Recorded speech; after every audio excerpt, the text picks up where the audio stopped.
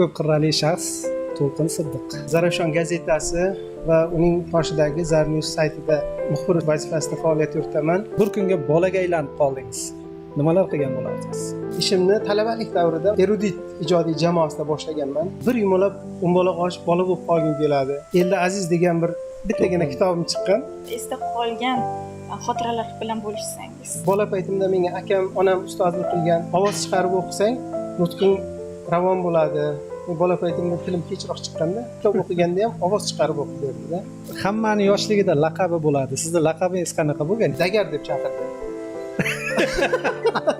Radio televideniyega rosa qiziqaman. Endi faqat men xunukman, feysim tushmaydi deb televideniyega uncha ko'p chiqish qilmasdim. Menga eng ma'qul suhbatdosh bu Farmon Toshib bo'ldi. Kim bo'lasan desa, jurnalistika fakultetiga borib so'rang, hammasi teleboshlovchi deydi-da. Gazetada ishlamagan odam televideniyada, radioda ishlash qiyinroq ekan. Siz nima bilan shug'ullanasiz? Men bu yerda radio eshittirishlarman, operatorlik qila olaman, gazetaga maqola yozaman desam, mana o'zingiz ekan konvergent jurnalist deganimda. Farzandlarimizni fidoyilikka, samimiyatga o'rgatish uchun ham o'zimiz shunday bo'lishimiz kerak-da.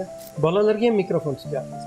Hech biri multfilm tomosha qilaman demayapti. Kelgusida eng katta rejam aslida Mustafa bilan birgalikda shu bolalar uchun bitta ajoyib loyiha yaratmoqchimiz.